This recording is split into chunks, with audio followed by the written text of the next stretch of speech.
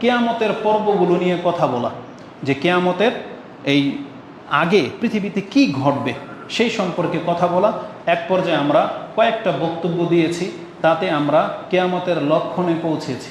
গত পর্বে কিয়ামতের লক্ষণ বলতে গিয়ে রাসূলুল্লাহ সাল্লাল্লাহু আলাইহি ওয়াসাল্লাম আমাদেরকে জানিয়েছেন কিয়ামত যে অত্যন্ত নিকটে চলে আসছে তার কিছু লক্ষণ দেখে আপনাকে চিনতে হবে।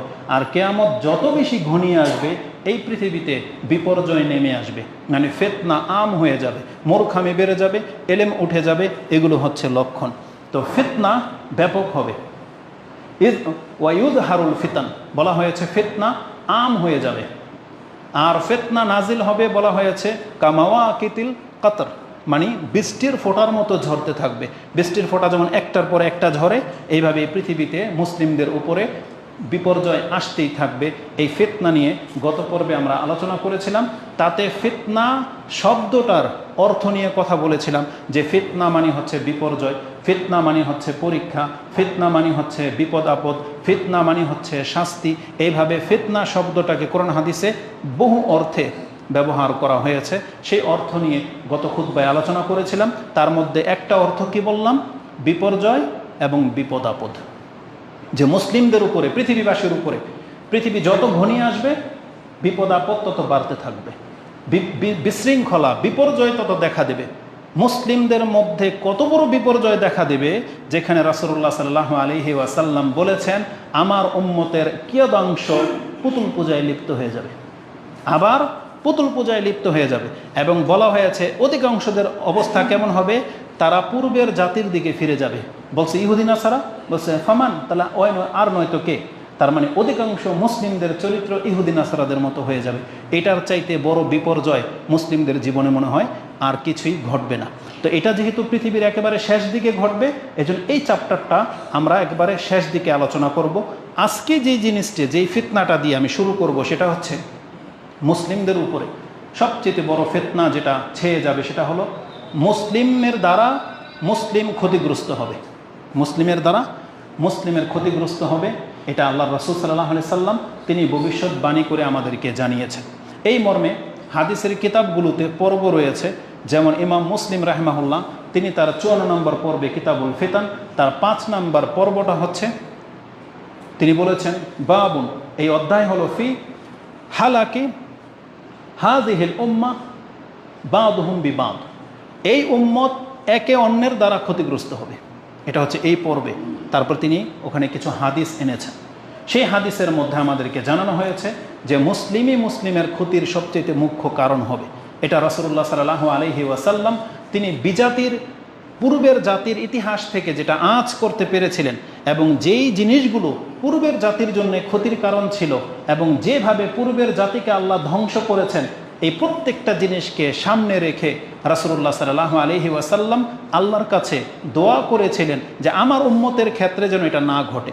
পূর্বের জাতিকে ডুবিয়ে মারা হয়েছিল, আমার উম্মতকে যেন ডুবিয়ে মারা না হয়। পূর্বের জাতিকে ওই প্লাবিত বন্যা দিয়ে, দুর্ভিক্ষ দিয়ে ধ্বংস করা হয়েছিল, আমার উম্মতকে যেন সমূলে ডুবিয়ে বা দুর্ভিক্ষ দিয়ে ধ্বংস করা না হয়। এটা রাসূল সাল্লাল্লাহু আলাইহি ওয়াসাল্লাম আঁচ করতে পেরেছিলেন, এবং তিনি আল্লাহর কাছে এগুলো এক এক করে দোয়া করে চেয়ে নিয়েছিলেন। তার মধ্যে একটা দোয়া এটাও ছিল যে আমার উম্মত যেন বিভক্ত না হয়ে যায়, এবং তারা একে অপরের সাথে যেন লড়াই না করে। আল্লাহ এটা আপনি কবুল করেন। আল্লাহ সেটা কবুল করেননি। ওই হাদিসটা ইমাম মুসলিম রাহিমাহুল্লাহ এভাবে কোট করেছেন যে রাসূলুল্লাহ সাল্লাল্লাহু আলাইহি ওয়াসাল্লাম তিনি বলেন সালতু রাব্বি আন সালাস, আমি আমার রবের কাছে 3টা জিনিস চেয়েছিলাম। সালতু রাব্বি আল্লাহ ইউহলিকা উম্মতি বি সানাতিল আম্মা বি সানাতিন, আমার উম্মতকে আপনি দুর্ভিক্ষ দিয়ে একেবারে সমূলে ধ্বংস করে দিয়েন না। ফাআতানিয়াহা, রাসূল সাল্লাল্লাহু আলাইহি ওয়াসাল্লাম বলতেছেন আল্লাহ আমার এই দোয়া কবুল করেছেন এবং বলেছেন হ্যাঁ তোমাকে এটা দেওয়া হলো, যে তোমার উম্মতকে আমি দুর্ভিক্ষ দিয়ে ধ্বংস করে দেব না। তারপর তিনি বলেন যে সালতুহু, আমি আমার রবের কাছে চেয়েছিলাম আল্লাহ ইউহলিকা উম্মতি বিল গারক, আপনি আমার উম্মতকে ডুবিয়ে মেরে দিয়েন না। আপনারা তো জানেন যে ডুবিয়ে মারা হয়েছিল কাকে কাকে, তার মধ্যে একটা হলো ফেরাউন এবং তার পুরো সাম্রাজ্যের লোকগুলোকে, তার পুরো টিমটাকে আল্লাহ ডুবিয়ে মেরেছিল। তার আগে আল্লাহ কাউকে মারেনি ডুবে? নূহ আলাইহিস সালামের জাতিকে ডুবিয়ে মারা হয়েছিল। তো রাসূলুল্লাহ সাল্লাল্লাহু আলাইহি সাল্লাম বলেন, আমার উম্মতের পাপের কারণে তাদেরকে আল্লাহ আপনি এইভাবে সমূলে ডুবিয়ে ধ্বংস করে দিয়েন না। ফাআতানিয়াহা, আমাদেরকে সেটা দেওয়া হয়েছে। রাসূলের কারণে আমরা আজকে পাপী হয়েও আল্লাহর সে আযাব থেকে আমরা বেঁচে গেছি, আলহামদুলিল্লাহ। আল্লাহুম্মা সাল্লি আলা মুহাম্মদ। তো রাসূলুল্লাহ সাল্লাল্লাহু আলাইহি ওয়াসাল্লামের এই দুইটা দোয়া আল্লাহ কবুল করেছিলেন। তৃতীয়ত যেটা আমাদের জন্য সবচেয়ে বড় ভয়ঙ্কর বিষয়, রাসূল সেটাও চেয়ে নিলেন। তিনি বললেন, ফাসালতুহু আন লা ইয়াজআলা বাসাহুম বাইনাহুম, আল্লাহ তারা যেন একে অপরের সাথে দ্বন্দ্বে না জড়িয়ে যায়, আপনি আমার থেকে এটা কবুল করেন। ফামানা আনিয়াহা, রাসূল সাল্লাম বলতেছেন আমাকে নিষেধ করে দেওয়া হলো যে না, আপনার এই দোয়া কবুল করা হবে না, বরং আপনার উম্মত এমন একটা জাতি তারাই নিজেরাই নিজেদেরকে ধ্বংস করবে, এজন্য আপনার এই দোয়াটা কবুল করা হলো না। তো রাসূলুল্লাহ সাল্লাল্লাহু আলাইহি ওয়াসাল্লামের দোয়াটা কবুল করা হয় নাই। তার মানে রাসূল সাল্লাম আঁচ করতে পেরেছিলেন যে আমার উম্মতের এক অংশ আরেক অংশকে ধ্বংস করে দেবে। এই হাদিসটা ইমাম মুসলিম তার কিতাবুল ফিতানের মধ্যে এনেছেন, যেটা 7152তে পাবেন।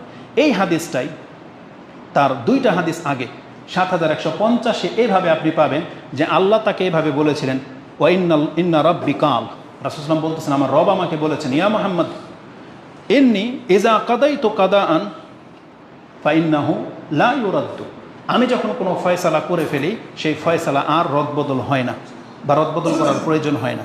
ওয়া ইন্নী আতাইতুকা লিউম্মাতিকা আল্লা উহলিকা বিসানাতিল আম্মা, আমি আপনাকে দিয়ে দিলাম জান, আপনার উম্মতকে আমি দুর্ভিক্ষ দিয়ে ধ্বংস করব না, এবং আপনার উম্মতের উপরে একটা মর্যাদা এটাও দিলাম যে পুরো পৃথিবীর কাফের যদি একত্র হয়ে যায় আপনার উম্মতকে মানে মুসলিমদেরকে সমূলে ধ্বংস করে দেবে, তারা যদি একসাথেও হয়ে যায় কোনো দিন, তারপর আপনার উম্মতের উপরে তারা জয়ী হতে পারবে না। মানে বিজাতির শত্রুরা মুসলিমদেরকে কোনোদিন হালাক করে দিতে পারবে না, সমূলে বিনাশ করে দিবে, এটা হবে না কিয়ামতের মাঠে, যেটা কাফেররা চায়। কাফেররা চায় সমস্ত মুসলমানদেরকে হত্যা করে দেবে, কিন্তু ওরা যদি সব রাষ্ট্র এক হয়ে যায়, তারপর রাসূল সাল্লাল্লাহু বলেছেন আল্লাহ সেই দায়িত্ব নিয়েছেন যে ওরা পারবে না। তাই আল্লাহ সুবহানাহু ওয়া তাআলা বলতেছেন যে ও আল্লাহ উসাল্লিতা আলাইহিম আদুওয়ান, আমি তাদের উপরে তাদের শত্রুদেরকে চাপিয়ে দেব না, তবে মিন সিওয়া আনফুসিহিম, তাদের বাহিরের শত্রু, তারা কোনোদিন তাদের উপরে আক্রমণ চালিয়ে তাদেরকে ক্ষতি করতে পারবে না। ইয়াস্তাবিহু বাদুহুম, তাদের মর্যাদা নষ্ট করবে, তাদেরকে সমূলে ধ্বংস করে দিবে, এটা হইতে পারে না। এমনকি ওয়ালাউ ও আল্লাহ এমন আলাইহিম মাম বি আক্তারিহা, তারা যদি চতুর্দিক থেকেও ঘেরাও করে তারপরও তাদেরকে সমূলে ধ্বংস করতে পারবে না। হাত্তা, কতক্ষণ পর্যন্ত, ইয়াকুনু বাদুহুম ইউহলিকু বাদান ওয়া ইয়াসবি বাদুহুম বাদান, তবে আপনার উম্মত নিজেই নিজেদেরকে হত্যা করবে এবং নিজেই একে অপরকে বন্দী বানাবে। এই হাদিসটি ইমাম মুসলিম এবং ইবনে মাজাতে এবং অন্যান্য কিতাবে আছে। মুসলিমে আপনি হাদিসটি 7150-এ পেয়ে যাবেন। তাহলে এই হাদিসের সাথে বাস্তবতার কত মিল দেখেন। আলী রাদিয়াল্লাহু তাআলার যুগ থেকে নিয়ে নেন এ পর্যন্ত পুরো পৃথিবীতে এই ক্ষমতাকে কেন্দ্র করে মুসলিমের দল এক দল আরেক দলকে হত্যা করে, তাদের খেলাফ গেলেই হত্যা করে এবং বাকিদেরকে বন্দি করে, যাকে যেভাবে পায় যে কোনো উদ্দেশ্য নিয়ে তারা এটাকে বন্দি করে। যেমন এই চলমান পরিস্থিতিতে যে ভিডিও ক্লিপগুলো আমরা দেখলাম বা পেলাম, যে একটা রাষ্ট্রের নায়ক মুসলিম, কিন্তু তার খেলাফ যাওয়ার কারণে এমন কিছু ব্যক্তিকে তিনি বন্দি বানিয়েছেন, এমনকি প্রাণে মেরিয়ে দিয়েছেন শুধু তার দলের খেলাফ হওয়ার কারণে, অথচ তারা মুসলিম। অথচ রাসূল সাল্লাল্লাহু আলাইহি ওয়াসাল্লাম এই কথাটাই বলেছিলেন যে মুসলিম মুসলিমকে হত্যা করবে, মুসলিম মুসলিমকে বন্দি বানাবে।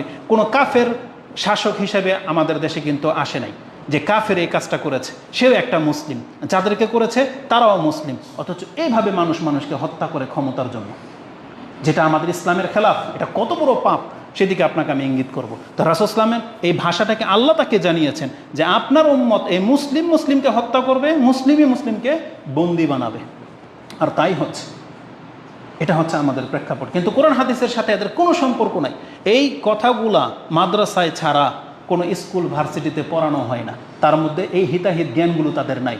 তারা মনে করে যে তারা হকের লড়াই লড়তেছে, কিন্তু আফসোস হয় আমাদের দাড়ি টুপিওয়ালা এক শ্রেণীর মানুষের জন্য, তারা নাকি হাদিস পড়ে, তারা নাকি ইসলামিক দল, তারাও এই নাশকতার সাথে জড়িত, শুধু এইমাত্র ক্ষমতাকে কেন্দ্র করে। আর বলতে গেলে আমরা হয়ে যাই ফাসাদকারী, বলতে গেলে আমরা হয়ে যাই সরকারের পাঁচাটা গোলাম, অথচ আপনি কোরআন হাদিসের খেলাফ গিয়ে কিন্তু এই কাজটা করতেছেন।